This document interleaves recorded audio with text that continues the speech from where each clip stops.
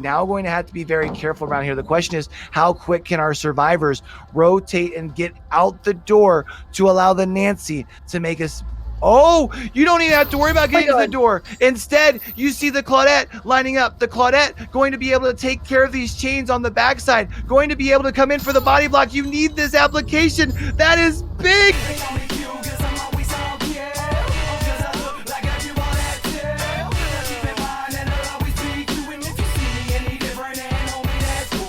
Hey, what it do, what it do? It's your boy Q, and welcome back to YouTube. In week number 3 of OCE League has started off with the banger matchup between Endless and Genesis, which, to be fair, we probably should have anticipated that this was going to be a great matchup, as this was the 3rd place game in the Wilted Rose tournament. This matchup, we're going to be getting started off with the Wrecker's Yard for some Huntress gameplay, then going to be seeing the Blight on the Coal Tower, Spirit on Father Campbell's Chapel, the Cenobite on the Blood Lodge, and then the 5th and decisive set is going to be the Plague on the Temple of Purgation. I'm going to go ahead and let y'all get right into it, since this is going to be a 5-set banger. If you're wanting to keep up with what Dead by OCE has going on, as always, I'm going to have their links down in the description right down there below. All right, don't forget to make sure you're subscribed. We are chasing down 500 over here on the channel, where we post a lot of competitive DVD from multiple orgs and regions. And until we do catch y'all back over here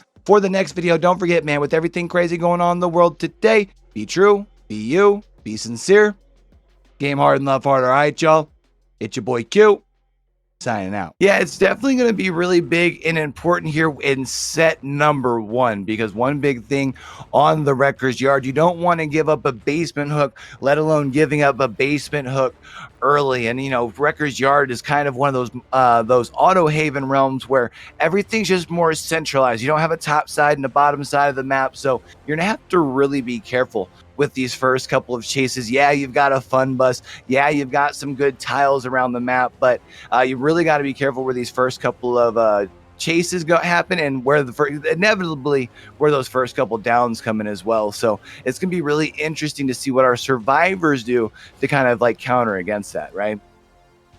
100%. I mean, we have Genesis on the survivor side first, so they might have some strategies around that, and it's gonna be really interesting. And I think we are already ready to go into the trials, so this is going to be a quick start into the games today. I'm very excited to see how we go into that. Yeah, and it looks like we're actually going to be starting with Dixie here. Out on the Huntress, gets stunned stupid, surprised with a pallet here. It does look like we've got a new groundskeeper out here in the Auto Haven. They've done a really good job mowing the grass here. We've got that spectator bug, not going to be seeing that. Honestly, I think it looks a little bit cleaner personally. But this is going to be kind of what we're talking about here, right? You see, as we look around, we're starting this chase in the corrupt side of the map. But if we start rotating kind of behind Nancy, then we're pulling this aggro already into the corrupt side. We're about 45 seconds into this trial, so we still have quite a bit of time left onto that corrupt. Now actually moving away from the pallet space here. That first early hit could be big if you can turn that thing into a down here. Oh, but our Nancy is doing a good job now, doing a little bit of a mind game. Nice stun coming out from the survivor over here, able to make them even more distance and get some more time on the clock for our survivor team. We got an LT wall over there to play around, which could be a little bit dangerous against this Huntress, but once again, oh, never mind, Nancy kind of losing the mind game over here. This could be a close one.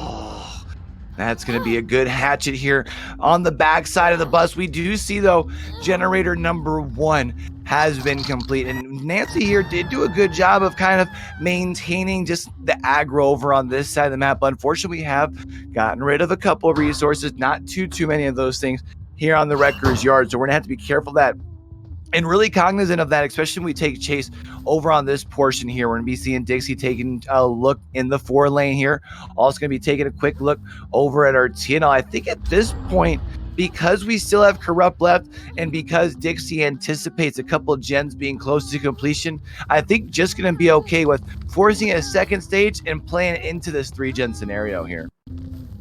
Absolutely, and I mean, if you look at the perks, we even have a little bit something in our back pocket with the No Way Out. So with that first stack, you do have an additional, I believe it's 12 seconds for each stack, and that's going to come in handy as well. We do not see anyone moving in for the save right now, so it seems like the survivors are at least sacrificing the second stage onto Prixie and are just focusing on our objective. Yeah, I mean, it's one of those interesting like back and forths here because obviously you do a good job with the first chase, which means you buy your team the room, as we have already seen. You get the first 2 gens. Then you have 120 seconds of hang time. So I mean, you do alleviate some time to maybe get some gens done. It is interesting to see you come in for a very quick pull after the second stage has been forced with somebody without the borrowed time, being the Claudette here. Now the Claudette might also be going down. This is a lot of pressure that we might potentially be surrendering right back over to Dixie, but we see here 2 more hatchets left, 1 entered survivor, 1 on the ground as well. So one of these survivors, whether it be the Jake or the Nia, needs to rotate over before we have 2 survivors down. Oh, we do see the pickup during the chase of our Nancy, so we do know there has to be another survivor in the area, so at least only 1 survivor can be working on those gens, putting a little more progress. However, now you've kind of lost both of your injured survivors. You've given them a lot of distance to even cross almost half the map. We now are back on track in the next chase. However, this is kind of hurtful for the flow of your game, right? I mean, Dixie had a really good situation going with both of these survivors busy and injured and on the ground, but now you're kind of back to almost square one. Yeah, I think the at least good thing working in your favor right now, we'll get something stupid, says the Nia here, dropping plus 10 wood to the face, is even though it looks like just the 1 stage, I do believe it was the visual bug. I believe the second stage was forced on that survivor, so if you can find them, at least get that one removed. But we see down here in the bottom left-hand corner, we've got a 4th gen that's already popped. Wouldn't be too surprised to see a 5th gen popping relatively soon. We see Nia's just going to be doing the edge map Anderson gaming out here, trying to corner up, make this process take as long as possible. There it is, generator number 5 already popped. We've already got that No Way Out getting procced across the way as well with the 1 stack, so only 24 seconds. Already about half of that expired as we see the elimination, and this is a fresh hook. You've got some hang time, and since you know there's the No Way Out, you know that there's no NOED, maybe might be seeing a play to get the 4 out here. It's gonna be interesting also for Dixie, because it seems like they're trying to go for even more stages, which is risky, but it could pay off in your favor. I mean, you already have 2 stages with 1 fresh, and now you're getting another fresh. If you get another survivor and get to get them out of, and you get to get the kill in the trial, that would be a pretty good result for a Huntress, I'd say. But we do have the unhook come in during in the meantime, and it looks like we're going after the Nia again. Yeah, it's definitely interesting to see here. I mean, obviously understandable. Nia's the 1 survivor that only needs a single hatchet, right, to be able to put back down onto the ground. We are going to be seeing across the way the door now opening. There is going to be the swing that is the down at this point. Might be seeing Dixie, I would imagine, trying to at least make sure that they force this, or at least wait for the survivors here to leave. There's at least the 3 out. And yeah, I think Dixie might even be waiting just a little bit here. Alexa set a timer for 60 seconds, and then we'll be seeing the successive hook here onto Miji, which should put us, I think that's what, right around that 5 hooks. I mean, it's a decent performance. Probably would have, like you said, preferred to get another fresh hook there in the end. But the survivors still have the ability to come out and, you know, turn things back in their favor here. Exactly. I mean, Huntress is a killer where it all depends on when you get your first hook, right? Because you tend to camp the first one into second stage and maybe even get the tunnel out after the rescue as well. So if the survivors are on top of their game, that could be a really good answer to this trial. Yeah, the one thing that's going to be tough, though, is we did allow both Taze and Bazzy to get out fresh, right? So those are going to be, so that means we do have to match 2 fresh outs and then try and beat, you know, the additional stage out on top of that. So it's going to be definitely a really tall task. Right now, we are going to see Genesis coming out on the survivor side here, able to take the lead, 17 to 11, which is going to put the pressure now onto the survivors from Endless to try and match that pace in set number 1. So we're going to be bringing trial number 2 of this this matchup here to y'all after a very quick break. Welcome back, everybody. We are in trial number 2 of set number 1 right now. It's going to be Genesis on the killer side. We have Seabass coming out with a very early onto our survivor Dixie, who was playing killer last trial. Just a quick update on the score. We have 11 to 12 in favor of Genesis. So our survivor team right now has to match the score of the last game, but this is very early down into the trial. Holy. Yeah, Bazzy really on a mission here, already finding Dixie on the ground around that 45-second mark. Going to find a hook here relatively quick. I think that was actually someone, right here next to us, going to be actually having to try and pull this aggro away from the hook. Now going to be requiring an additional survivor rotating over to get this save here. So definitely the start that Bazzy was looking for. Not going to be able to find a connection onto the Claudette here with hatchet number 1. Good patience here, waiting for the vault. Going to be able to get the first one, coming in with that normal babushka O-capped combo. As far as our add-ons, doing a good job zoning our Claudette away from the jungle gym pallet there. This should allow us to get the down pretty well as we see the save coming in across the way. Hook stage number 2 going to be coming in around the 90-second mark. Seabass on a mission. And this is very, very impressive, having 2 hooks already as a Huntress before your corrupt intervention completely runs out. It just tells you that we are picking up the pace on our killer side over here, so the survivors really need to take a step back and say, okay, what do we do here? How do we change our strategy? Because right now it doesn't seem to be working, and you are on the turning end because you have to match the other score, and we actually find the reset point. So this is going to be the second down onto this. See a nice dodge from the Fangman, however, this another nice dodge. But I mean, now you are even looking at 1 survivor on the ground, 1 hook, 1 injured. This is just snowballing into a disaster right now. Yeah, and I can't help but wonder from Endless's side, where's the generators, right? Because we see that the delays have been coming in. Oh, and slapped him with the D. And the reason I was going to ask about the generators is because we know there's at least been 1 survivor that hasn't been involved in this going for the save while 1 person's in chase. I feel like at least 1 gen should be done, especially because we do not have the, oh my goodness, from distance in the pallet space, able to get Dixie down here. And again, looking around, I mean, we're talking about corrupt has been expired. Oh, with the pallet save as well. There is absolutely no way. We've got a reset across the board. This might be what our survivors needed. This is exactly what we wanted to see from the survivor side, the fight back, and this is really nice. We have 3 survivors back to the healthy state, only Meg back into the injured state, but this is a survivor that has been hooked before. Sadly, isn't enough for the pallet to be dropped, so this is going to be the next stage onto Dixie, but this is fine. I mean, we've been talking about the fresh hook situation and the win condition, so I believe we do have 2 survivors who haven't been hooked yet. So if you can keep that going, you do stand a chance.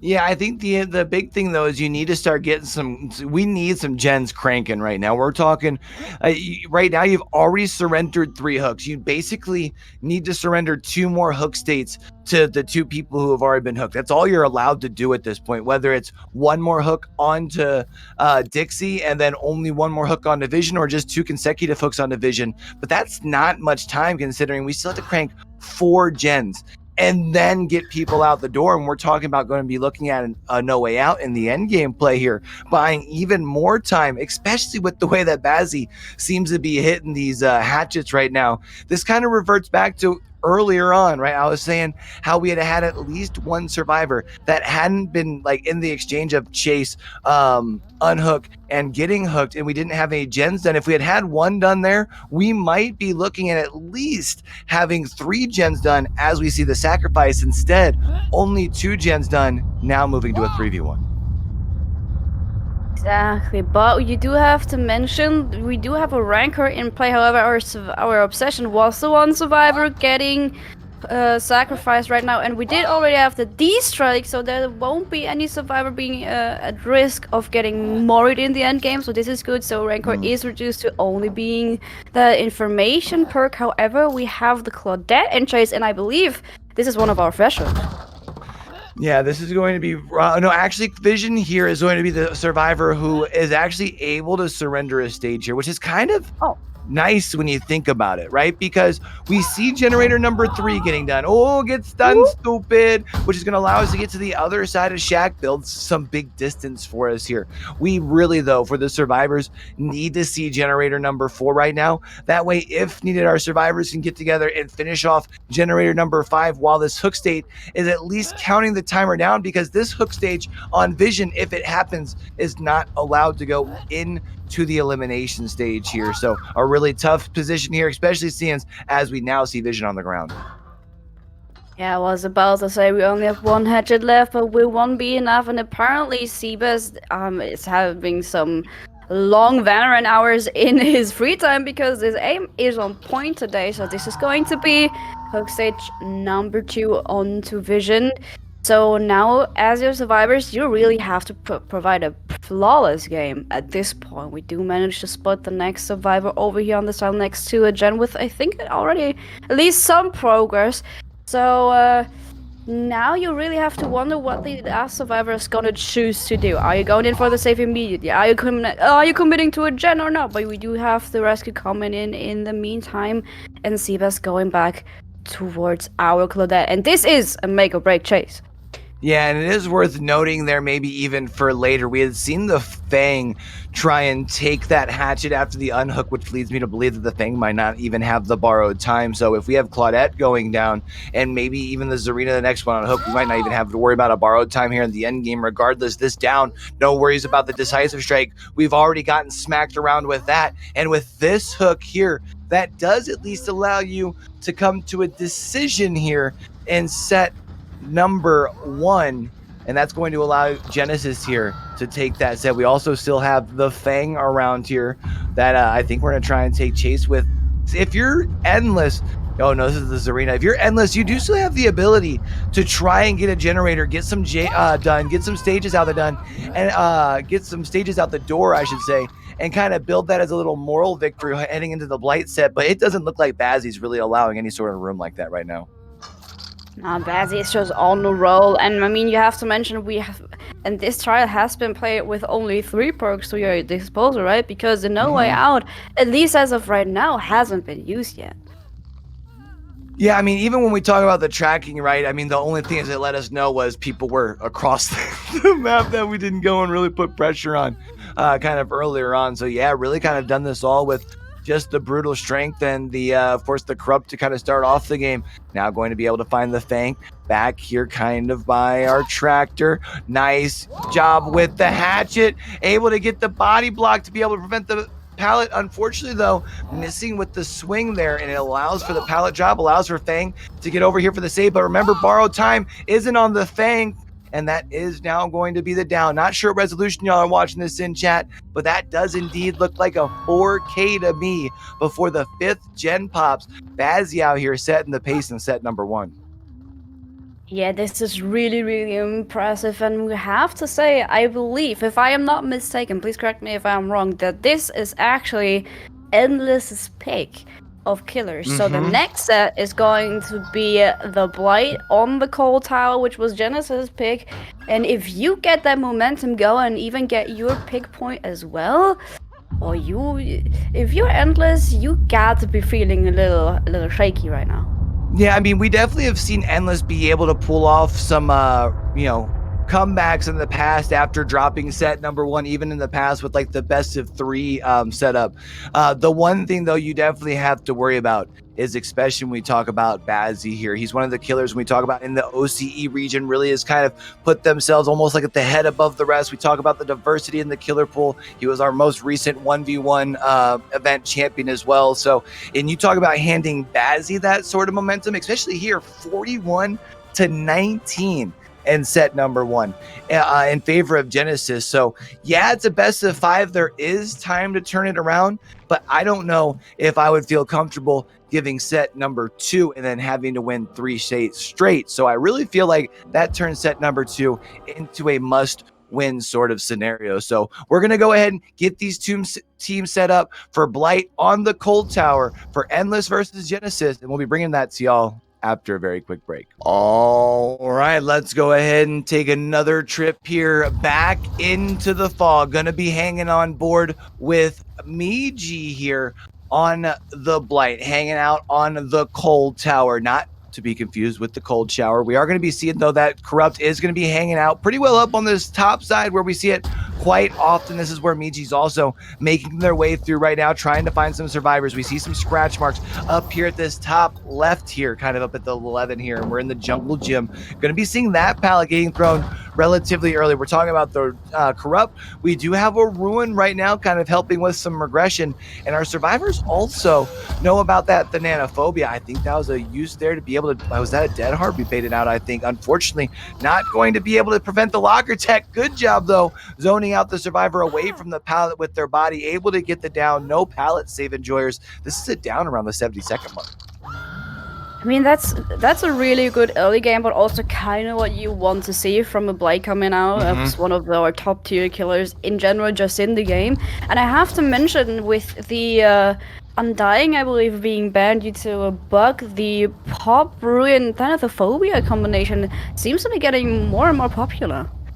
Yeah, it seems you either see the Pop, or we've even been seeing elsewhere in comp, seeing more and more of the Pentimento, which has been interesting as well. But yeah, you talk about bringing in quite a bit of slowdown, and especially, when we talk about the Macmillan realm, which doesn't necessarily give you the best totem spawns, it's nice to have the Pop in the back pocket in case that totem does get cleansed. We see, though, Miji on a tear, already getting Dixie down on the ground once again. Second hook state going to be coming in right around the time that the Corrupt is off the gen. We do see, though, Endless has been able to at least get 2 generators done for the first 2 hook states. So they are fighting back. They have done a good job as far as the spread on them, one of them being more mid-map, one of them being more back towards Shack. I feel like, though, right now, would really like to find this Ruin before losing the first survivor. Yeah, exactly, on a map like Cold Tower, where your regions can be very close to each other, and the map is pretty small, and you have a very mobile killer. You really want to get that Ruin out, preferably very early into the trial, so you can't play around this. However, we do have another survivor back into the chase. This time it's going to be the Claudette. You see the Yano coming across onto the max, so you know where 2 other survivors are at. So only from a nice block from the window, only the Ace can be on another gen, or even probably on the Ruin. Nice body block coming out from the Lori over here, not even able to see the green machine. But now Meg is going down again, as there's no pallet over here. Very nice play from our survivor, though. However, Dixie didn't get too much more time, and now you have 2 survivors who are injured, giving you those Thanatophobia segs, and you have to go for the reset. So this might have took some time away from you.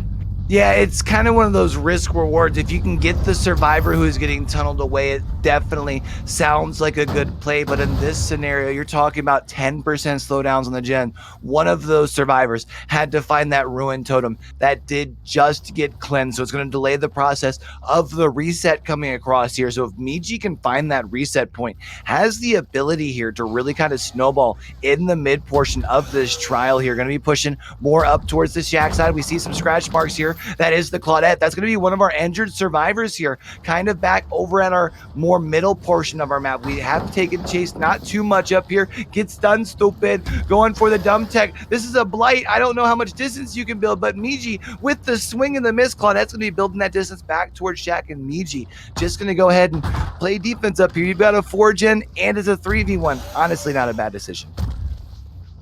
I mean, I just want to point out the play from the Claudette right now again, with the blocking of the rush, would then go for the stun. That was amazing. That was a really nice play.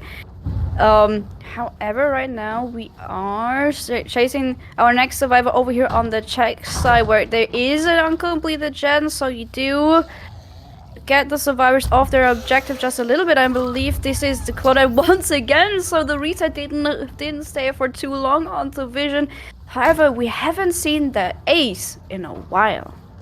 Yeah, it's been interesting, right? We haven't seen them for quite some time, and it's been quite a bit of time since we've seen the second gen pop too. So I really hope the ace has been investing some time, maybe especially working on maybe one of the gens up in this 4 gen preferably. I don't even know if I'd worry about the top gen in the cold tower just quite yet, because that would take time away from the Blight not being able to use those lethal rushes out in the rest of the field of play. We do see this generator up here at the top right. That thing is a knock and getting ready to get to pop, and we're sitting around that 80, 85, maybe even 90% mark, and that was a dry kick, so that's not going to regress too much, as we do see now Miji moving into the mid portion of the map, not finding any survivors. But if we're able to at least prevent Claudette from getting reset, might be able to get the down. But as I say that, of course, there's the reset. Now that also removes the Thanatophobia stack, so our survivor's really fighting here. Yeah, but you can assume, right, that the lorry has been on the reset over for the Claudette, as it took just a little bit more time. So you know there won't be too much progress on the other of your gens. And this is a very nice, convenient down for you. You now have another fresh hook, the ace, and you are gonna drag him into your gens. This could be a really bad situation to be in for our survivors here, because getting that safe is going to be a little tricky. Miji now checking onto your top gens once again. Also that hill gen, who has been very well progressed, and we do spot another survivor. Is this going to be the Claudette once again? Yeah, I didn't get to see exactly who that was. It's going to be interesting though, because you had mentioned we knew there's a lot of progress back at that generator at the top right, up there at that 1 o'clock position. And it is the Claudette here going to be moving around the back of main. We're going to see about 15 seconds left on this pop goes. The Weasel does look like, though, going for the Claudette instead. Get stunned, but also get the hit here. So that does mean one more pallet down. We can start creating a couple more of these dead zones, working around the backside of main, now getting this pallet out of the way. We didn't get to apply the pop over at this top right, but I think Miji's kind of afforded themselves the ability to be a little bit more aggressive in the mid trial, since you've already removed a survivor out of this game, right? Exactly, and now you have another hook, say, coming onto the Claudette, so you're looking at only the lorry, I believe, being a fresh hook still. You do have that hill gen popping over there. I mean, there's still a decent gen in the midsection over here, and you are the Blight, right? You can be a check in a matter of seconds, so you do have that freedom that you were just talking about. And we now know where none of our survivors is located at. You can kind of try to zone them just a little bit behind main. Obviously, there is still the possibility of them going for the main gen. However, Lori is going into chase and getting kind of zoning themselves back behind the main, I have to say, because you were able to get out of that combination. I didn't see that one coming. Yeah, that's going to be our 4th gen getting done across the way. Does make me wonder how much progress, because I think we had seen that sound notification was to gen, right? And probably a missed skill check just around the convenient time when you went to leave the gen, it looked like over there. But if not sure how much progress is on the generator itself. We have a second stage being forced, but that means that we have 60 seconds worth of hang time, which is enough time to get 3/4 of a generator complete if it's just one survivor, let alone if the ace rotates over to help as well here. But we do see Miji pushing up into the mid portion of the map, not finding a survivor here. So, oh, no, actually that's going to be the Lori coming in with the borrow time as well. Going to be seeing the Claudette retreating very quickly towards the bottom side of the map, away from the 3-gen, and it does look like Miji's going to go ahead and follow chase. Oof. Oh, and really, really nice chase. Nice hit on Vision again. And this... Oh, and she slaps him with the D! Is going to be the D-strike. Oh no, Claudette. So this is buying our survivors a little more time, and very much needed time. Right now you're also away from the 3-gen combination, so if you can keep Miji over here just for long enough, the other two survivors might be able to double up on the gen and get that last gen cranking. And if you can get some outs on the cold tower against the Blight, That's a good thing. Oh, definitely would be huge here. Would be nice thing to hand over to your killer here as well. If you can say, hey, I just need you to, only allow X amount of stages out. I don't even need you to get the 4K before X gens get popped here. But we do see that was the elimination. It was a second stage that had been forced. 2 survivors cranking on this top mid gen. An unfortunate missed skill check, which is not going to allow for the 5th and final gen to get complete. Now taking a pop kick too. That is absolutely devastating for our survivors. I think otherwise should have been able to full send and get the gen done, but now instead you get the pop kick. You've got an injured ace somewhere. Yeah, you've got some hang time. Maybe you can make an end game play, but that's tough. Oh, that was so unfortunate. We do see the deliverance coming out from the lorry, though. I mean, you do have Spartan on the ground, so you are going for the second, trying to locate your lorries. You can't make too much distance. We do see the scratch marks over here on main. There's probably a balanced landing coming out, so... Oh, dirty. Well, this might be a little bit... Oh! Never mind. No standoff over here. I believe you can still hit the survivors, depending on how they position themselves on these tiles. It is kind of tricky though. So if you manage it right, you can get a little bit of safety over here. But we do have the D-Strike already out of the trial, so you don't take any risk by picking up the lorry immediately again off the ground. So this is looking like another 4K. Yeah, doing a really good job right now is Team Genesis wrapping things up. Not only did they take set point number 1, but now we're starting set number 2 with a 24-8 here. And it allows our survivors to come out here. Obviously, it's going to sound easier than it is, especially when we talk about the Cold Tower Blight. But if you can come out here and just simply get the gens done, you don't even have to worry about getting stages out, right? I think that's also what we're going to focus on. I mean, you do have the kinship, for example, still allowed against our Blight. So I wouldn't be surprised if the next team, if you get that first down very late into the trial, if they even sacrifice maybe a survivor or two without even going for the save and just focus on their objective.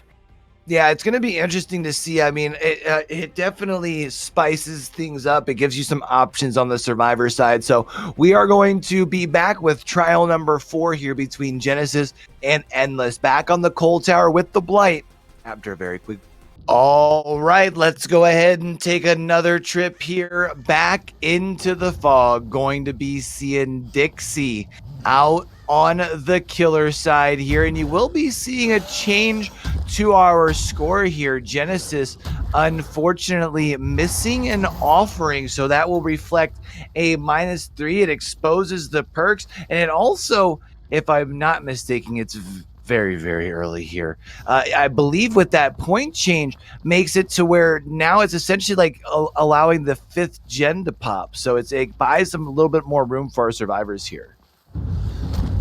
I mean, I'm not gonna confirm or deny that because you don't ask math questions to the Blueberry, but I'm just gonna believe you on that, which would be really huge for our survivors, right? Because the 4K was really, really impressive. However, now we do have the first gen, the first chase earlier into the trial, but we're not just now getting the first tag onto Prixley.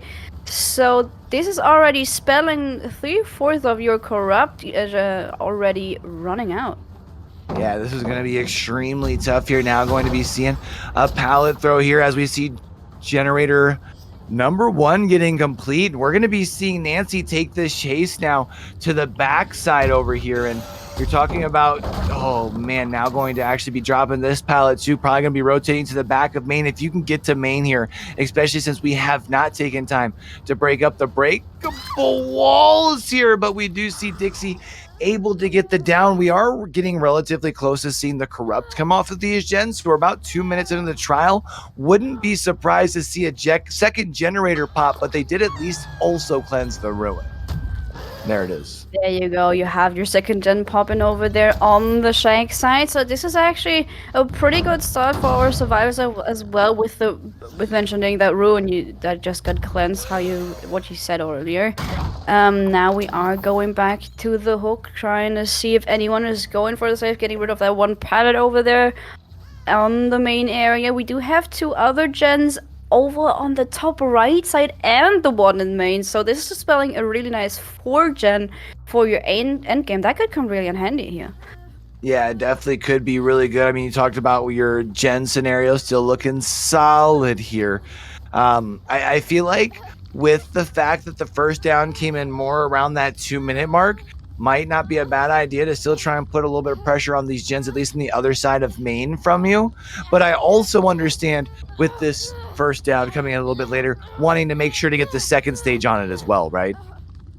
Yeah, exactly. I mean, if you can get that second stage and not have any of your 3-gen or even 4-gen combination popped or eliminated out of that by your survivors, you're looking at a really, really good position on Dixie's end. So we don't see anything popping yet. We do have a couple of scratch marks over here on the way towards one of those gens, but it doesn't seem like any of those are gonna pop very soon. So I do expect the other gen on the further side to pop very closely, but if that's all that's going on the gen side, your objective progress doesn't look as good as it could be.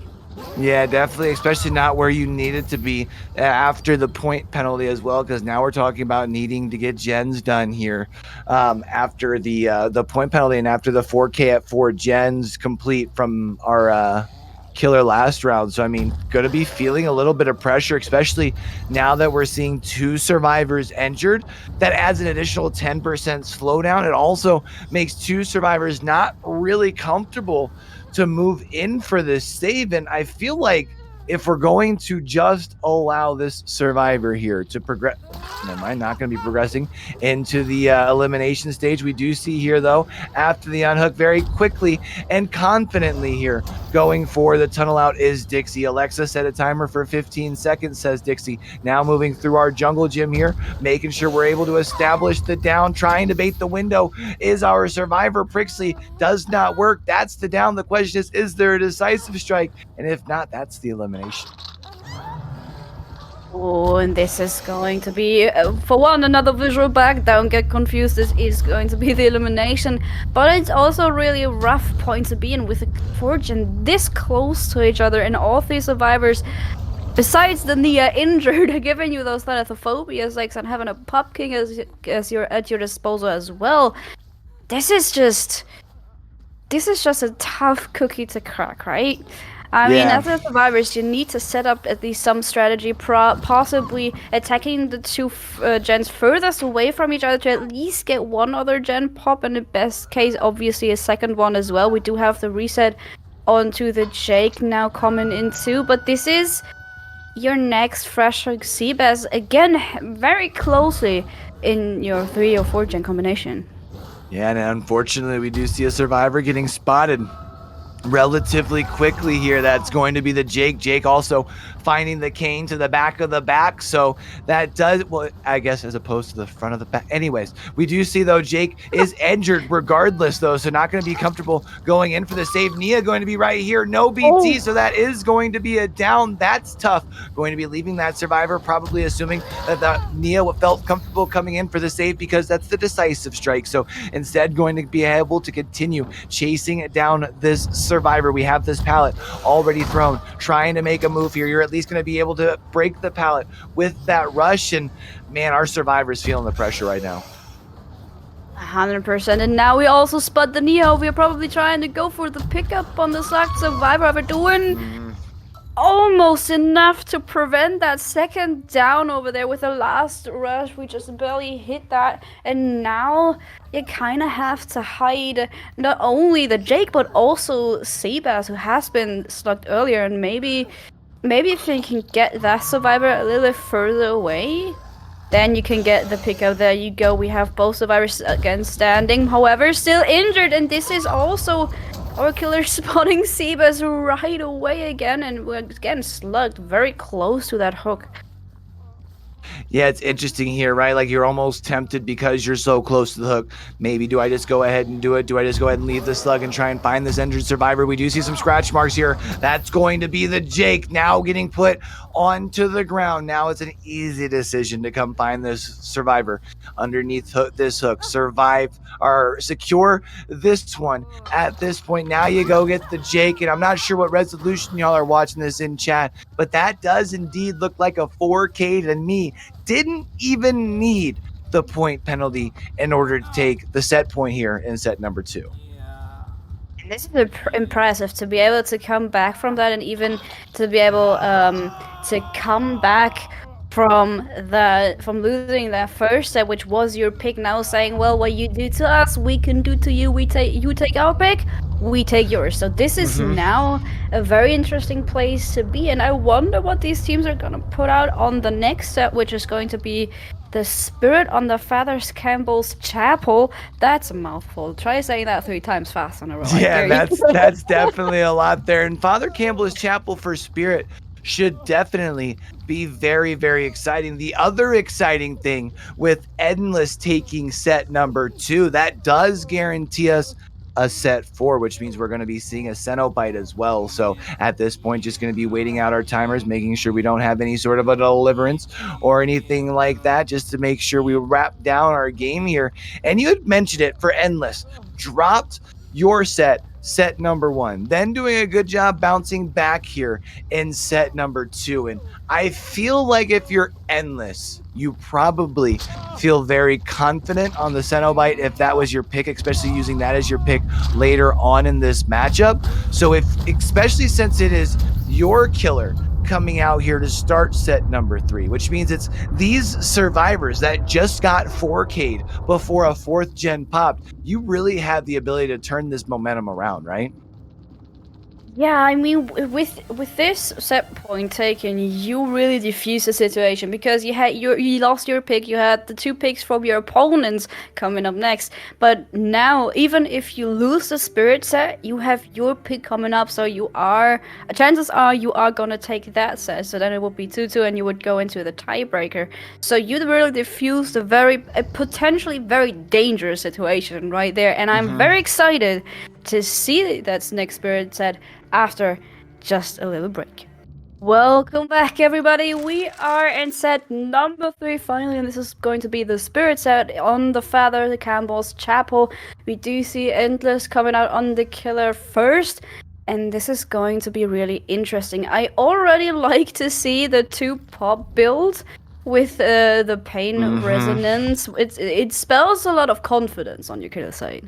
100% shows you the fact that, hey, I'm expecting to not only get hooks, I'm expecting to get a decent amount of hooks in the end game, which is really where this build can get you a lot of value, especially if you can play yourself into a 3-gen, if we're being honest, on Father Campbell's Chapel, especially we're talking about over on that circuit side, very famous for having a nice 3-gen over there. We're going to be seeing the vision moving into our TNL. We get the sound notification from the survivor. That's going to be the Nancy now taking the M1, going to be forced to have to shift W tech all the way over here to our corrupt side of the map. Now moving towards the shack around that 80-second mark, now into the trial. You had mentioned we brought in the resonance, we brought in that pop goes the weasel. We also have the corrupt that has about 30 more seconds. So that does mean that we have no ruin right now, which means we might have a couple of gens getting relatively close to completion. Yeah, I mean, all the survivors are going to be on the objective right now, and our Nancy is doing a phenomenal job on that first chase. So with the corrupt about to expire, I'm expecting all the 3 gens to pop, honestly. Ooh. Oh, and a swing and a miss. That's going to prolong more time. You're down by the basement is the only unfortunate thing that I would say at this point. But you will notice that I didn't happen to notice off the rip, and I noticed right before I got off the gen, the corrupt, we have the one that was kind of split, so maybe our survivors can take advantage of that. The biggest thing that they'll be able to take advantage of is, since the corrupt was over on this side of the map, I had mentioned that the circus side often offers a very nice 3-gen setup. That generator right there, along with the top mid. Oh my goodness gracious, they're a bunch of filthy gen rushers, these guys are. That's going to be 3 gens for 1 hook. Completely destroys the carnival side of the map when it comes to any sort of 3 gen setup. And when we're looking around, not even really looking like we might have any sort of 3 gen setup on this side of the map, unless you extend kind of that gen that was right behind us with these 2 by Shack. But I mean, really could knock out the 2 that are furthest away from Shack and let this 1 survivor hang and have a really good game. I mean, you have that option here, so I'm going to be interested to see what our survivors do. Yeah, exactly. I mean, we have seen some scratch marks going down into the basement. This is going to be the safe onto the Nancy for the people play as well. Nancy taking the first hit, however, for Seabass. But this might be another fast down for our killer here. We do follow the first scratch marks around the pallet. A little bit of a mind game coming out. Nice pallet drop, but preventing the fast down. However, this is a Nancy again. I do have to ask though, if you are Vision, you do have the basement at your disposal, but with Pain Resonance being a valuable point in your anti-gen perk build, do you always go for that, or do you kind of try to get those pain resonant hooks across the basement where we do have both of the injured survivors over here in the corner, balancing coming out from the Nancy over towards this LT wall? This is going to be a close vote on the window, but that's another down onto the Nancy with Seabass on the ground as well. We do have the 4th gen popped in the meantime, but this is kind of tricky now. Yeah, it's definitely tricky because now we've got a second stage onto Prixley. You mentioned the second stage here onto the second survivor here that's going to now be taken into the basement. But our survivors are just being absolutely aggressive, pounding out these generators here. You have 2 survivors who could potentially make a move for the fresh out. They don't know about that little marker over on the right side of our screen. We see that haste status. I would say though, I think if I'm the survivors and I have 2 fresh hooks, I think I try and take the out. You do have the benefit here of having Bazzy with the deliverance here. Might be able to make something shake, make a little bit of room. We see the firecrackers to at least give us a little bit of a display. Should at least buy enough time for our survivors to prep the doors and get the 2 fresh out. The question is, do you take the risk of going for the save? I would imagine with the down that we just saw would have exposed the Noed, makes the decision to take the 2 fresh out that much easier, right?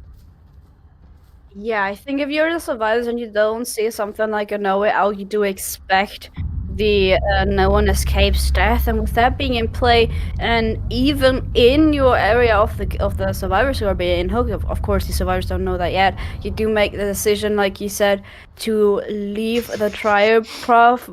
But maybe, I mean, right now we're waiting out the D strike, but however, this gives the other survivors in theory time to maybe cleanse the ruin. If then there is another survivor close, you could have a whole setup for an escape, but we do get to pick up on to Seabass.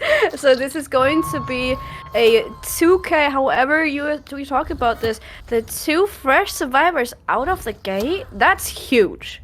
Yeah, that's going to be really, really big here. And it also, not only does it give you the big points on the escape, giving you the 6 points for escapes on the survivor side, it really limits the points for the killer here as well. So we're looking at a 12-point performance here from Endless because Genesis really able to starve out those stages. They're going to take 16 points. So on the survivor side, taking a 4-point lead in this set number 3, where Genesis is trying to pull back momentum after dropping set number 2. Definitely what you want to do on the survivor side. Now going to be up to Endless's survivor side to try and counter. So we're going to be bringing trial number 6 of Endless versus Genesis to y'all after a very quick break.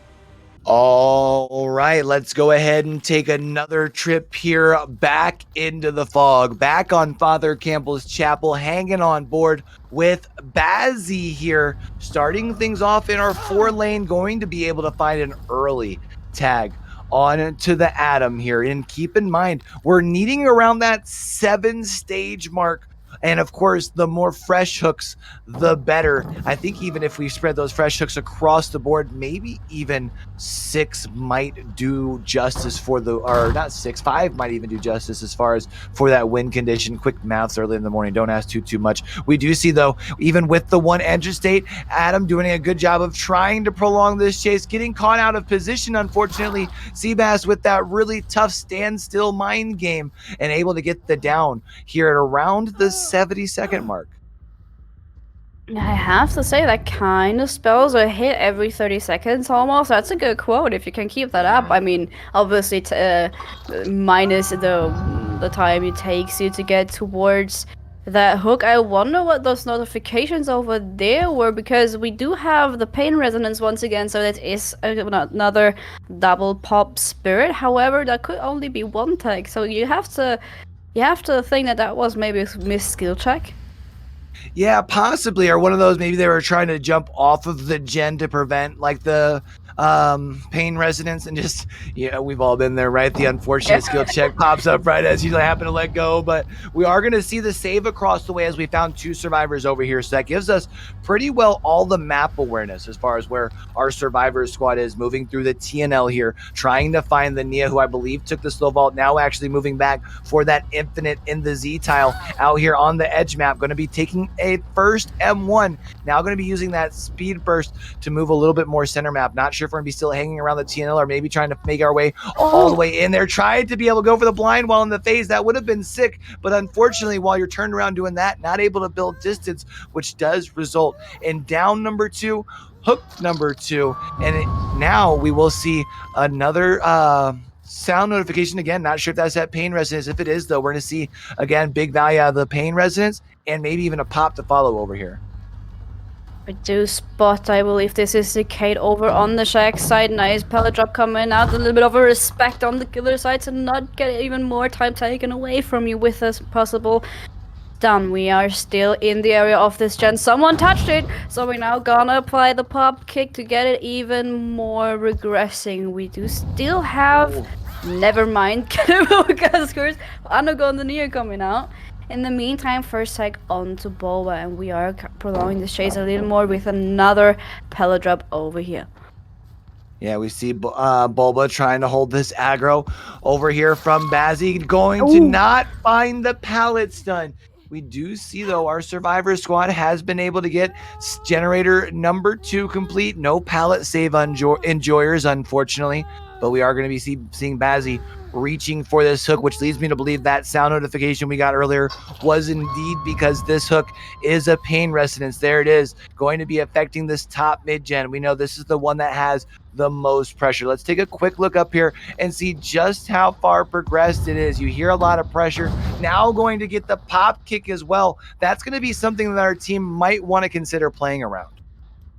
Yeah, I was about to say, maybe touching that gen immediately afterwards could be a little bit of a detriment to yourself, because you are giving the spirit the opportunity to use that pop kick. Nice face coming out. Good play from the Nia over here around them. And now we're not getting rid of the pallet. Maybe another mind game vault from the Nia coming out. I like these spirit mind games especially, because even though with the new changes and now you being able to hear her face more directly, I think it's a really nice dynamic and something you don't really have on any other killer. So great job on that. However, it is going to result in another hook save for our Nia here. Yeah, and this is going to be our first survivor that is now going to be able to be removed from the trial with their very next hook. Now finding the ace over by this generator right here. Get stunned, stupid. Plus 10 would apply to the forehead, which is going to allow big distance here. Bazzi is going to take a second, though. Apply the pop goes to Feastum over onto this generator. 25% instant regression, but we see over on the right, we do have generator number 3 pop. And so our survivors doing a good job of fighting back here. The only worry that I do have is we are already to the point where our next hook stage will give our killer more points than we had seen in trial number 1, which would be allowing this set to also potentially be turning in favor of Genesis here. So right now our survivors in favor of Endless, I should say. So our survivors from Genesis really need to make a move and consider either if this sacrifice goes through, you need to play a perfect trial from here out. And it's a good start for a perfect try. Forget that for Gen popping over. We do know where 2 of our survivors are. Once again, we are chasing the K with the med kit. I'm pretty sure that has been used before, as she has been injured prior to this chase. We do have another little Philippa waiting for our face to get back. And Sebas now trying to get a cheeky little in onto The KG, however, manages to get away now, switching over towards the ace, and I believe the Atom has been over there as well, as we've seen the obsession. I don't know, crows, whatever you want to call them, move. And we do see here now moving again, not going to be able to find the connection around the pallet. I mean, Bazzy is kind of in a nice situation. You've allotted yourself where you can kind of overinvest in these chases, right? You've already kind of spread your pressure across the board here, especially since ace here is the last fresh hook, which is going to yield you the most points here, especially if you're able to get this and just secure it in the end game would be really, really good. So going to be moving back here. We do still have the pallet. This is why we break the pallet. And now we're going to be seeing now moving into the phase walk itself. Going to be able to see if we can get the down. I feel like right now, really at least wanting to get one entered state before seeing this last gen pop, right?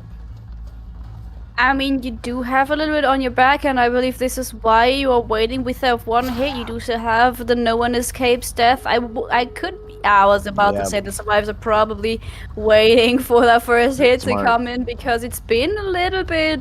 I mean, with Seabass waiting that long for that first hit, it was a little bit obvious that this is going to be another perk coming out, but despite the way, there is going to be the down onto the ace, and I'm gonna let you explain what that means for our trial. Yeah, so that means that this is going to be this basically wraps things up as far as for Genesis in the set. Even with the save, if it were to come in here, that's going to spell set number 4 in this case for Genesis here. We're going to play this out and see if they still come in for the save. Oh, with the deliverance in play here. Now this is going to be interesting. I would imagine going to be seeing our survivors here going to wait this out, trying to play this thing perfectly to see if you can get the out. But I think even with the out here, yeah, because that'd be 15 to 16. So that would still be wait, is that right? Yeah, so that'd still be in favor for Genesis here. I mean, we are going to get the pickup before. Oh, and he slips him with the D. Gets the out here. That is going to at least give us an exciting ending.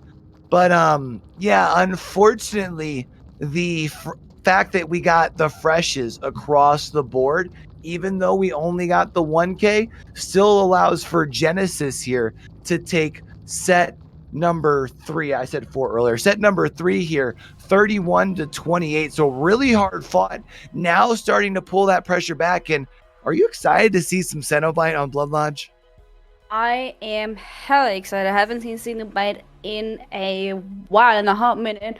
And I have to say, especially with these two teams, there seems to be a back and forth. Even if you think that one team is going to take the try, the other team does do a good job of fighting back. So it's going to be really, really exciting to see the Cenobite on the Blood Lodge. Yeah, it's going to be really fun here. I'm going to be interested to see if we see box logic coming into play early to try and start those early chain hunts. It's going to be really important for our teams to make sure they're on top of those communications here on the Blood Lodge, because one inopportune chain hunt can really turn things around. So we're going to be moving into set number 4 here between Endless and Genesis, and we're going to be bringing that to y'all after a very quick break. And welcome back, everybody, to the potential last set of the day. We have the Cenobite on the Blood Lodge without the grass and with the default skins, and might I add, we do see Seabass coming out on the killer side once again. I feel like we've been seeing Seabass playing for his team the whole evening, even, right?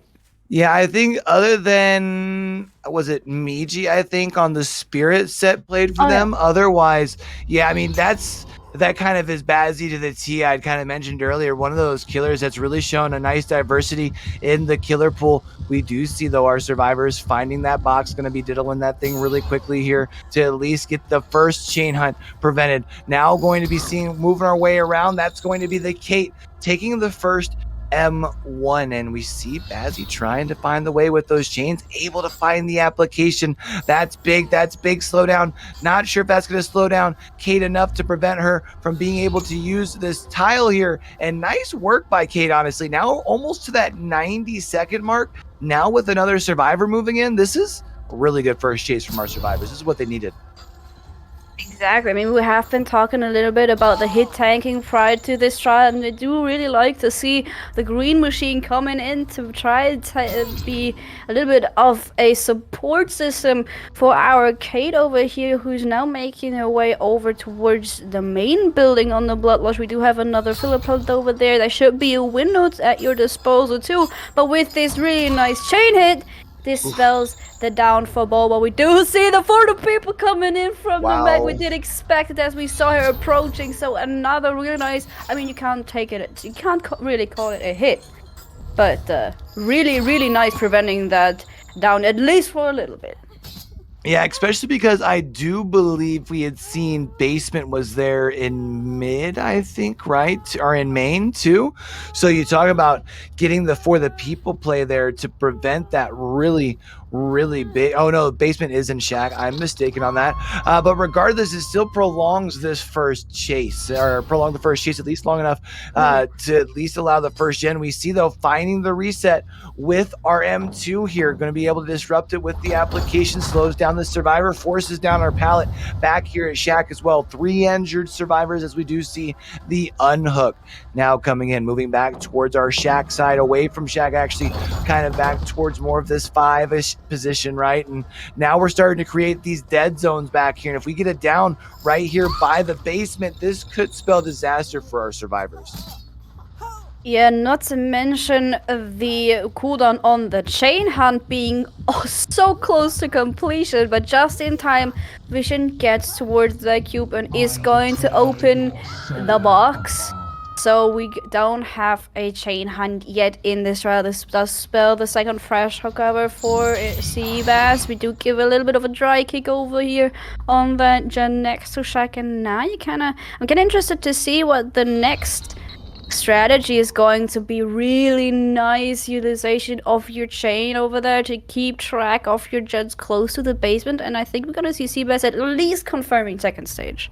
Yeah, I mean, I think you've kind of allotted yourself that freedom here, right? By being able to get, especially because this is not just the first hook, this is your second fresh hook. So by being able to camp this thing out here, get yourself down to a 3v1, especially because you've got, is that a 3 gen, I think, around us here that we're kind of able to patrol from our position too. So really able to kind of play into the end game sort of scenario. So, I mean, honestly, Bazzi just really on top of things, not going to be did find the application onto the Claudette. So just kind of showing, even while hanging around the stairs, at least able to put a little bit of pressure elsewhere.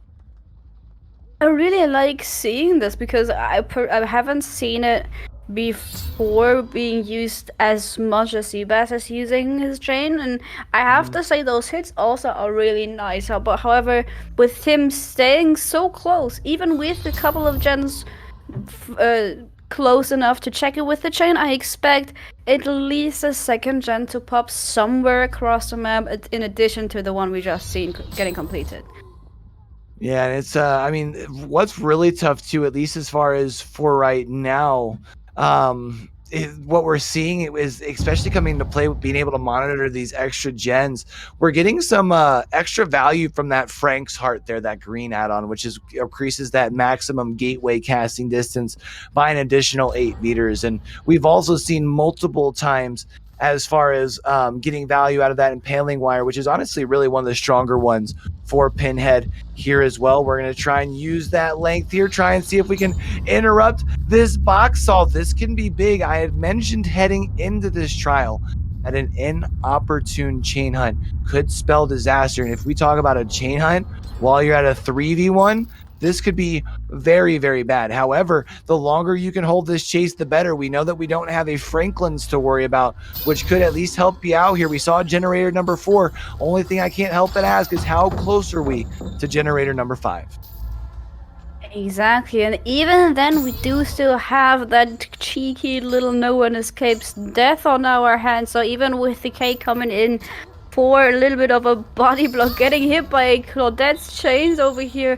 You have to wonder how this is going to affect that. I would love to see one of the two injured survivors as well, maybe with an adrenaline, to get a little more distance from our killer after that last gen pops. However, we do get the down on the Claudette, which spells not only the chain hunt, but you do know what gen the last survivor is working on, and if you pressure them off of the gen, and there it is, the Deadman switch coming in big value for the CBS right now. Yeah, that is absolutely huge. Now you have an injured survivor here as well. That's gonna get caught by the chains, get stunned stupid, makes it just to the pallet. And you saw understanding the situation, trying to build as much distance, just gumping it out here, trying to build the big old shift W distance all the way to the corner. We see though, we know what gen was covered up by the Deadman switch, and we haven't seen the fully healthy Dwight rotating over from there, which leads me to believe that that generator has to be a rockin', and Dwight's going to at least worry about that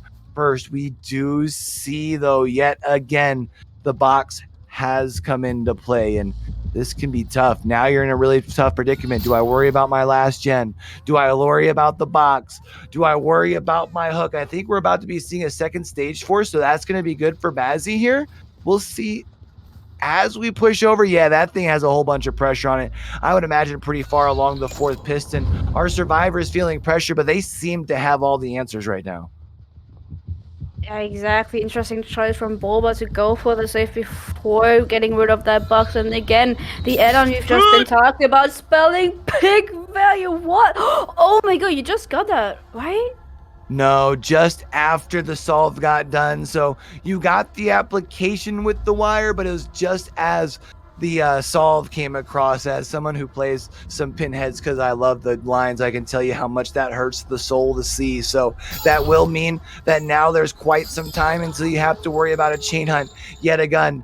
Now going to be seeing generator number 5 getting popped here as well. I think the Kate was injured, then got healed because of the adrenaline. I could be wrong on that, but we know the no-ed's in play. That means that there's no way out, which makes me wonder if we happen to have anybody already armed and prepping the doors. At least at this point, I am sure Dwight just called out the glowy totem, which is going to mean our survivors are prepping this door back here at 6. You can actually see the lights. There are plenty of lights there.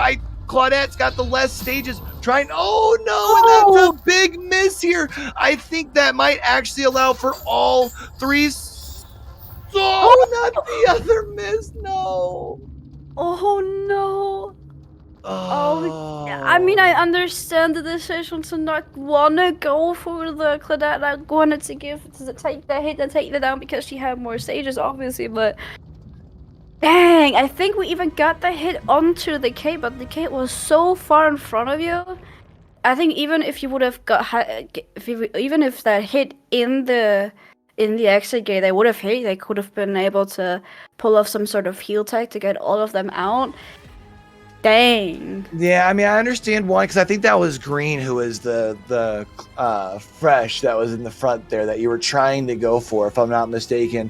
Yeah. And I understand wanting the stages there. I mean, you're talking about only at 4 or 5 stages at that point in the game. We had already seen the last set where it was all about the fresh hooks. But sometimes you just gotta take what you can get, especially after missing the M2 as well, right? I feel like at that point, then you just take whatever M1 you can get. Unfortunately, coming up just a little bit short. This is going to be really hard. Now, luckily for Genesis, they've kind of bought themselves some room, because right now, Endless is up by 5 points. Yeah, we are looking at a current score of 17 to 12 in favor of Endless. And do you think we're gonna see some type of special strategy for the next one? I mean, you gotta feel just a little bit disheartened because of that one last miss. I mean, it was a high-risk, high-reward play. Mm-hmm. Yeah, so I think, one, you've given yourself the benefit of being able to go for the high-risk, high-reward because you're already up 2-1, right? And it's set base. So if it doesn't matter how you lose, it still results in just a 1-point score as far as on the set side. But I think also when we talk about for Genesis here, who is now going to be coming out on the survivor side, you know that you're allowed to surrender 5 stages. preferably 4, so that way you don't have to run it back. And we've seen some very strong survivor side on their or survivors performances from them in the past. I would imagine we're just going to be seeing them playing things very cautiously, making sure they're doing really good on those rotations. Might not be surprised to see them try and do a stealth out of the corrupt potentially.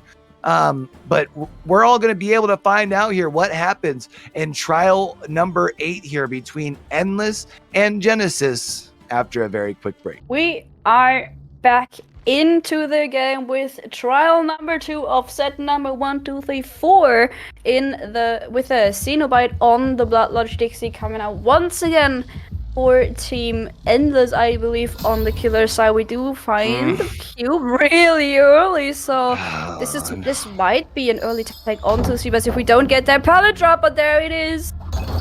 Yeah, unfortunately for Dixie again, the Cenobite player in me, it hurts my heart again. You see, getting the application with the M2 literally as the box gets solved. If we would have been able to get that application just a second earlier, could have potentially been leading to a chain hunt with this down as we continue to take chase. But we see Survivor hold W up towards main. I think that was meant to be a distraction to pull away from the Survivor that is in the middle of our map here. That's going to be the Claudette, going to be stuck with the slow vault after the application of the chains here. Not going to be able to go too far.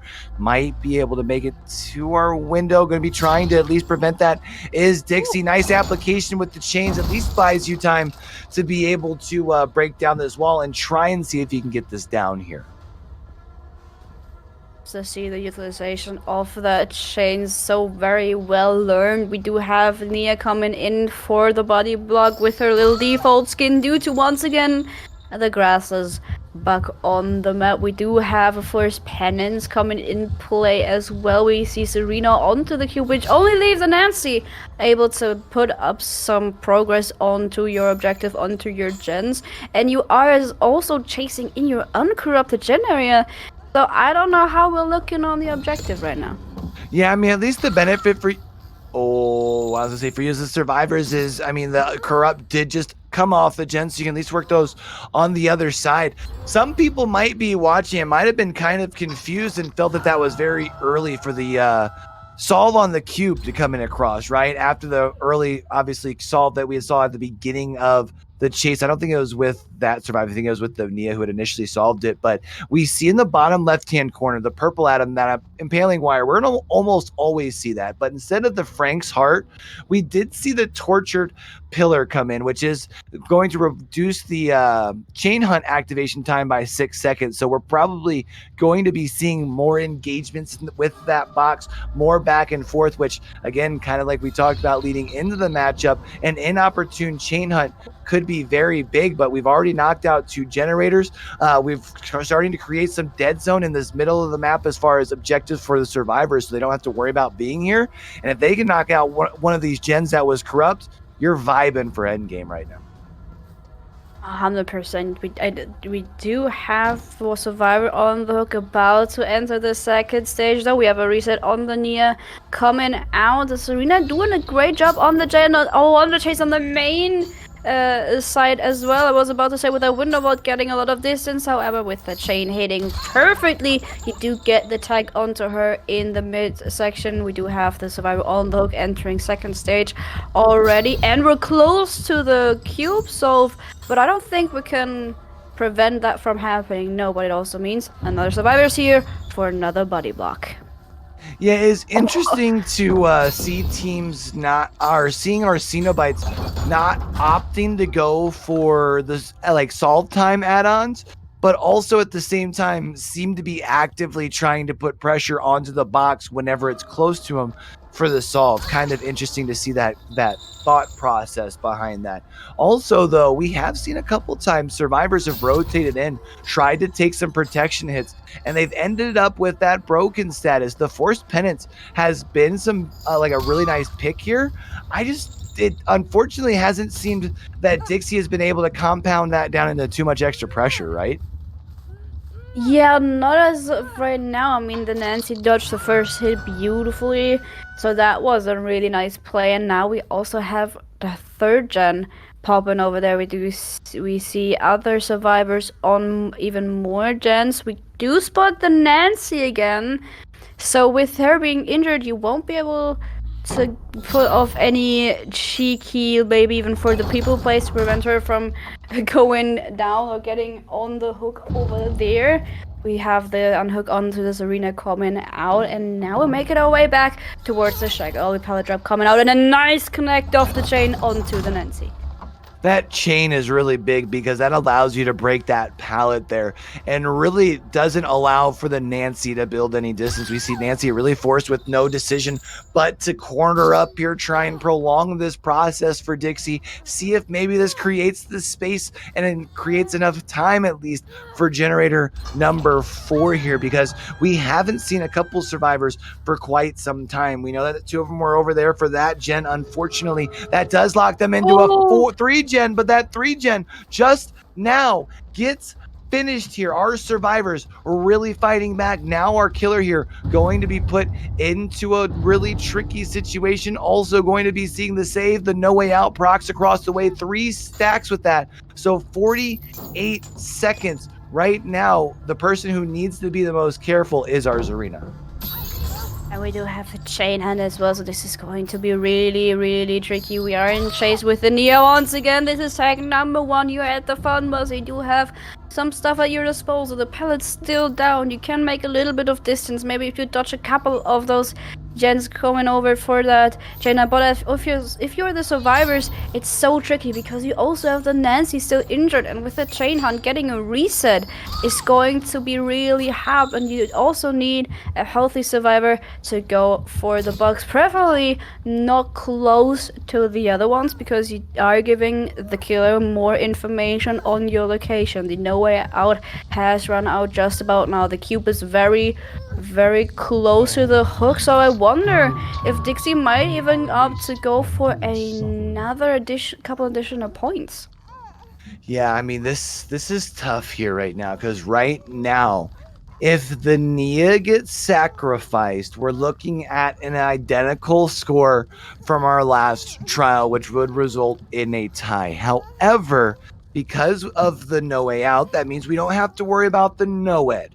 We see the heal onto the Nancy here as well. So a 2-person save is still option. The only thing that you have to worry is, whereas normally in a 4-person endgame scenario where you have the ability to have all 4 survivors take hits, that is not available right now because Bazzi cannot even take a simple M1 thanks to the Rancor. Now going to be seeing our survivors coming in here. There's the first hit onto the Nancy. Now going to be seeing the Claudette getting the first tag. Going to be seeing Dixie trying to zone out the survivor, moving around. The only problem is that allows the Nancy to build big distance back here towards the shack. Now going to have to be very careful around here. The question is, how quick can our survivors rotate and get out the door to allow the Nancy to make us... Oh, you don't even have to worry about getting to the door. Instead, you see the Claudette lining up. The Claudette going to be able to take care of these chains on the backside, going to be able to come in for the body block. You need this application. That is big, but the Claudette coming up clutch with the body blocks. No way. The Claudette being the MVP of the end game over here. You don't even need to try to go for the hedge over there on the check. This is almost the exact same end game we've had earlier when you go for the chain, but the Claudette just being an absolute tank over here. That's crazy to see that wind up that way in the end game here. And I want to make sure that I'm looking at this right, because I thought with the survivors there getting out with the 17 points, they were going to be good. Did we have fresh hooks across the board? Yes, yeah, we had everybody hook once, I believe, and then the last survivor that was on hook was the one with... Yeah, no, it was also fresh, so... Okay, I thought we had one person that was not hooked, so that makes sense then. So that actually means then, because of the fresh hooks across the board, that's actually... And even though Genesis made that big play there to get the survivors out, Endless still takes set number 4 by just 2 points, thanks to the fresh hooks here. 31 to 29. So that actually means we're going to be going to a 5th and final set here. We're going to be seeing the Plague on the Temple of Purgation here, and we're going to be bringing that set to y'all after a very quick break. All right, let's take another trip here back into the fog for our 5th and decisive set between Endless and Genesis. And unfortunately for Team Genesis, although we do see adding plus 10 wood across the face of Dixie to start things off, but you will notice on your screen, starting in the hole, -3 points thanks to a double Lithe. And with as close as these two teams have been through the first 4 sets, I'm not sure that's the start you were looking for. Yeah, that's definitely not what you want to happen at any point in the trial, but this could spell very, very difficult second trial as well. So you want to get the best performance possible. We do already have 2 survivors infected, and Jake possibly very close to being injured as well, so you might want to make your way back towards this pallet. I was about to say this could get very, very dangerous for you over here. 1 vault over, and now not quite getting the injured state block. just quite yet, but now also the Serena injured. You have 2 people very close hit who are running a very dangerous game. However, this oh my goodness, nice dodge from the locker over there. I was about to say this chase also prevents any other survivors to get even more progress onto that gen, because it did already spell probably over like at least 50%. Yeah, and I mean that chase there was really good. Even just like the couple of extra seconds from the locker tech, right? Like every little bit counts. We are going to see that there's generator number 1 getting done across the way, and it's going to be interesting to see the strategy from our survivors here. It's one of the things that I love about the Plague. You know, do we cleanse? Do we not cleanse? If we cleanse, when do we cleanse? Especially since we do see that our killer here did bring in the blessed apple. So we started with 2 pools of devotion, allows us to go ahead and pull this pool here as we get the down. Should be able to kind of use it to prevent the unhook, but I think actually going to use it to push onto this middle gen. I like this play here, but it doesn't sound like there's any progress. So instead, just going to double back, and I think just kind of keeping an eye on this 3 gen around here. And it looks like we are actually about to hit the second stage. We don't see anyone coming in yet. We did have a cleanse of the Serena over on the other side of the map, but there we go. This is the second stage, so now our killer has the freedom to go over towards the gens and check a little bit onto your progress. Still kind of scanning the area for a little more survivors, going for the corrupt purge right now. We do see the Serena getting injured, so this is going to spell unhook over there. However, with the corrupt purge, this is a very, very dangerous place to be in. You do have a little bit of environment to work around. That nice little juke over here, only on the on those couple of tiles. But this is what? He's a ninja? I don't know. I'm confused as well. Able to get the down though here at this point. I was going to say right now, we've got plenty of power use still left at our disposal here, thanks to that purple amulet. Unfortunately though, since the second stage was forced, that is now going to be an elimination with that consecutive hook state here. So now down to a 3v1 here with 2 gens still left needing to be completed for a survivor squad that's also looking at a 3-point penalty. Now the survivor going down over here. This is big. Yeah, this is very big. We have another flash. We have 2 gens still left. However, this is spelling the second stack on your no way out. So this could come in handy, but that's a 4th gen popping over there. Survivors right now doing a great job of fighting back, at least a little bit. And if you want to secure that hook, you are very far away from your gen. So I don't know if you can completely allow that. And I think our killer is thinking the same thing. So we are entering the next chase with Miji, Nia getting the first tag, and there's still a lot of time to go on the Corrupt Purge. You do have a couple of higher tiles, so the play can't really puke over them if you hug them close enough. Gotta be really careful about that pallet. Nice respect, not dropping the pallet yet. The last gen is popping, and these spells another down. Nancy has to make a choice. Yeah, you're going to be really in a tough situation here, but you are by a door across the way. You got the save, not in time to touch the door before the third stack of the No Way Out, unfortunately. So now 48 seconds here before our survivors can even worry about leaving the trial. Both of them will probably be looking to potentially cleanse. The problem, though, is that Dixie is going to pretty well know where you're at. Going to have the ability to put pressure over on this door because we still have a little around 20 seconds until they can even worry about the doors. But our other survivor is right next to the door, and you would anticipate that they'll pull the survivor before actually working on the door itself. So that's kind of like a good way to be able to monitor the two doors. Going to be really interesting to see what our survivors do from here.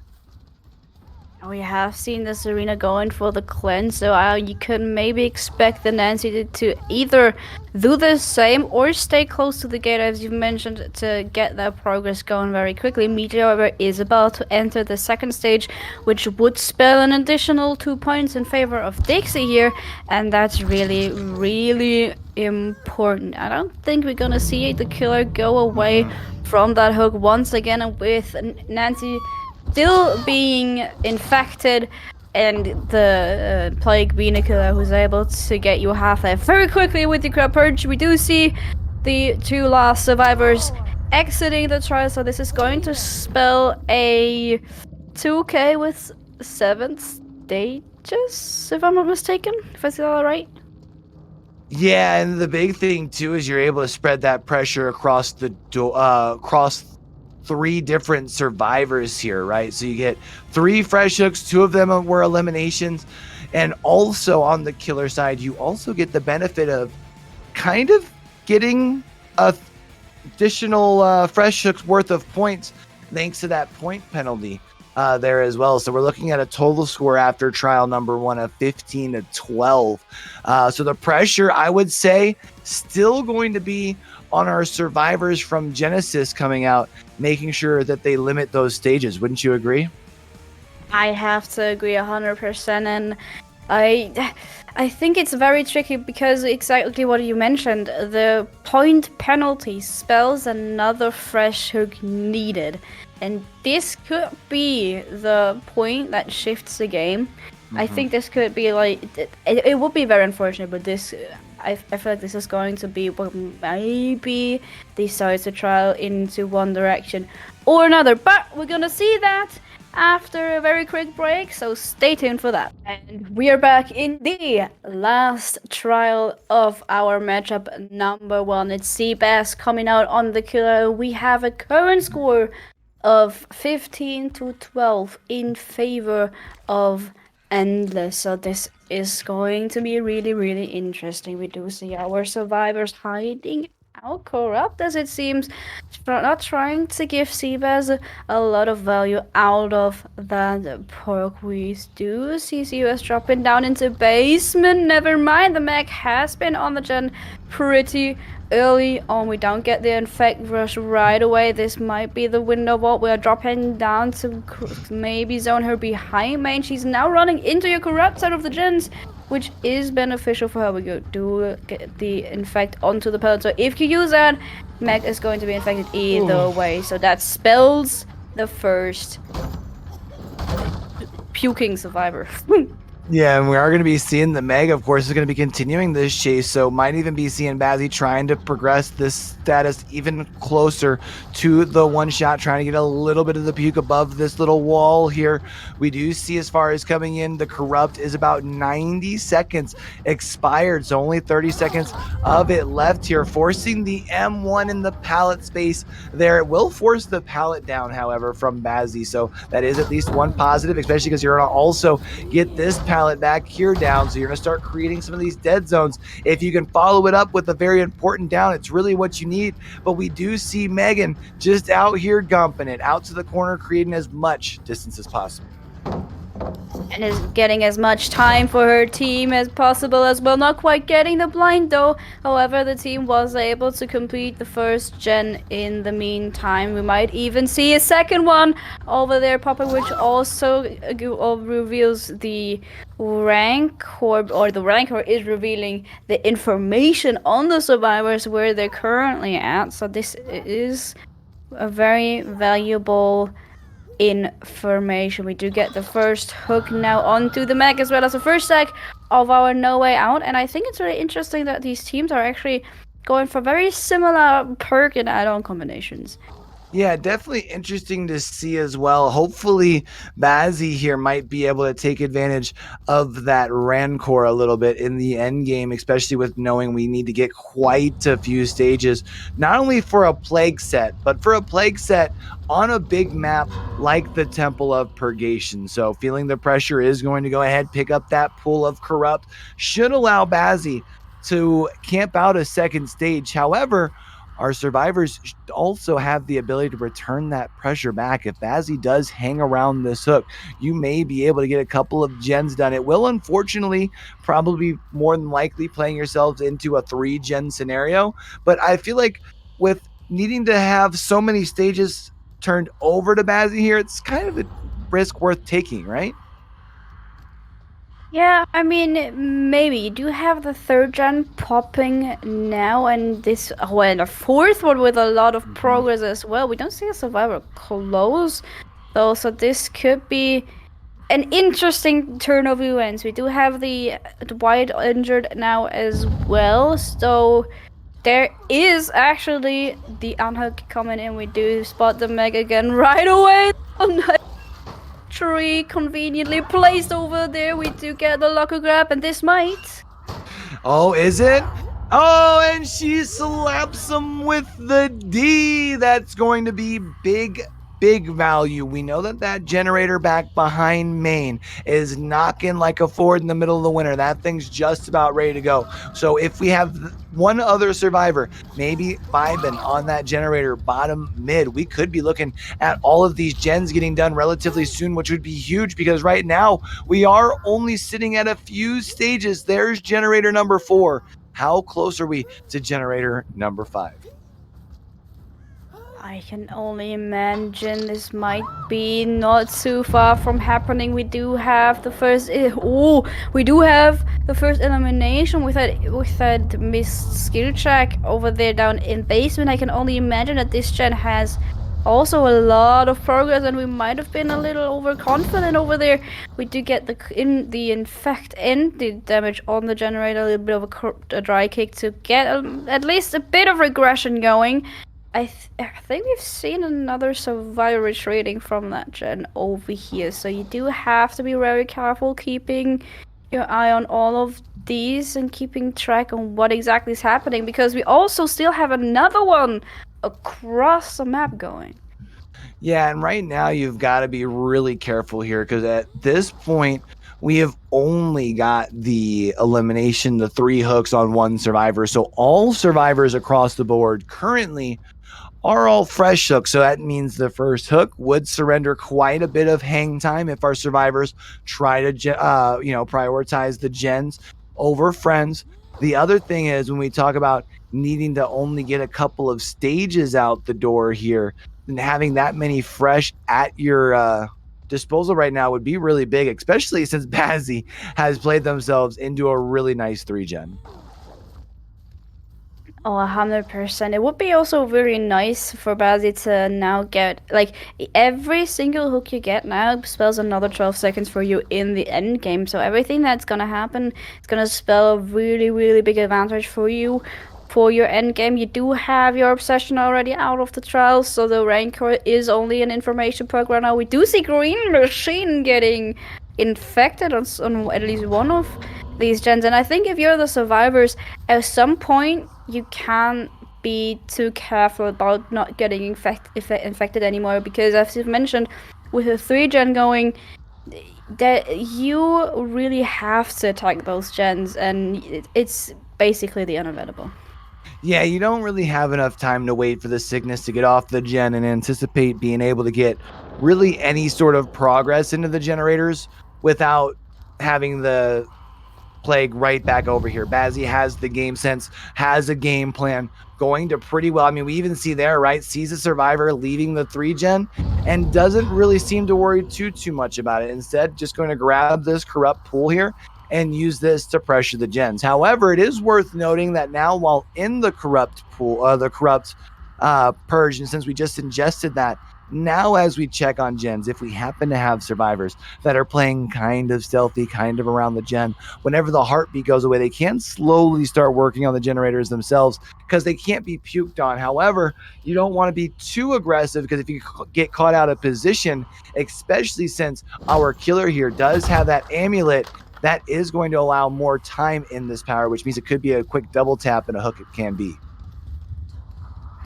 Yeah, I mean, this is exactly why Plague is one of the harder killers to play against, right? Because you do really need that team coordination. You need a huge game plan. You can only rely on having one good chase or one good kill around. Really nice down corner onto the drive, but by now we can expect at least one of these gens to not be infected anymore. So there should be a decent amount of progress, maybe.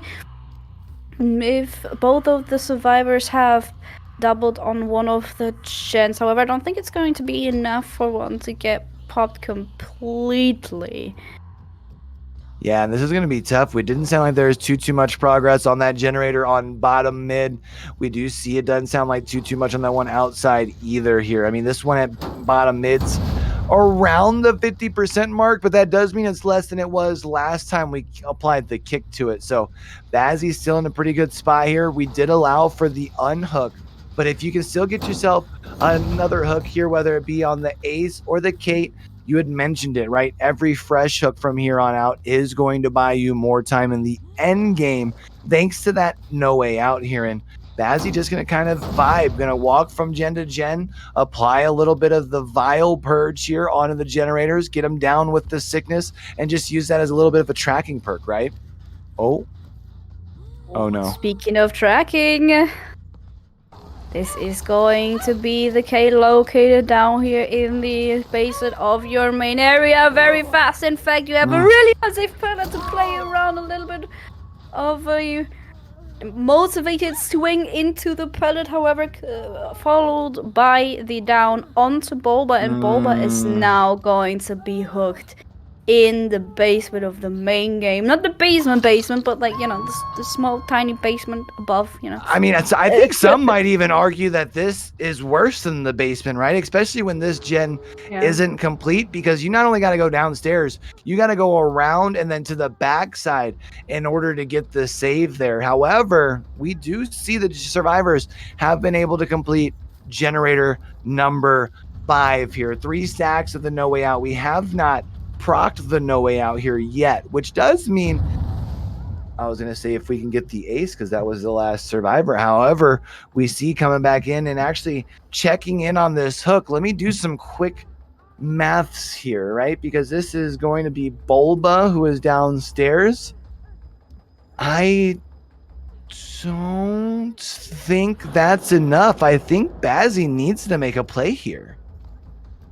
Yeah, I feel like maybe what you're trying to go for right now is, with the no way out still being in play, trying to get Bulba into second stage, and then you have to go for an additional survivor, because if the other two escape, that's not going to be enough for you to take the win over here, so you have to go for another one. We do have Bulba in second now, so Dwight didn't make their way down towards the basement, and now the survivors are actually on the turning end, because you have to get the save if another survivor goes down.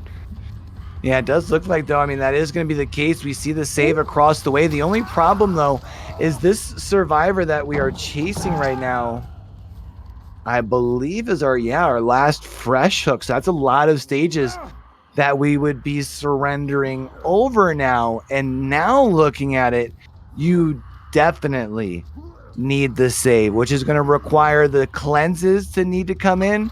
And when we look around, you will see how far away those doors are. I don't know if the save is possible. Yeah, I mean, with the plague being able to infect a survivor basically fully during one unhook, if you do it right, it's so hard to get that safe without it being a trade. I also am questioning the opening of the exit gate this early on because in theory, you have to go for the safe. You have to cleanse. You have to get over there, and just by opening the gate already, that kind of takes away from your own time, right? Yeah, I'm wondering if maybe it was just an accident. I mean, we see the survivors coming from the two different doors. So I'm wondering if it maybe was, hey, let's try and arm both doors. That way they're both ready and we have options, and maybe just had one survivor. Oh, no, we actually see the Kate is over there arming the door now. Maybe it was just more of a sense of let's do only one fell swoop at this. I don't know how things change up now with that second stage here, because that now has a lot more points for our killers. We do still have, I mean, some stages left available for our survivors. I think, though, with the second stage being forced, though, I believe the second stage does lock things up here. Oh As no. far as for Genesis, I could be mistaken on that. We do see, though, the full infection forced onto one survivor. Now going to be following the ace. Alexis had a timer for 15 seconds. Let's see how many people we can get here. And then also going to be following down with the ace. Going to be able to get the down there as well. Dwight only going to be forced to hold W, but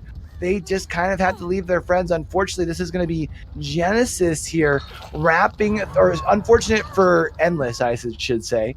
No. Am I saying that right? I I think so.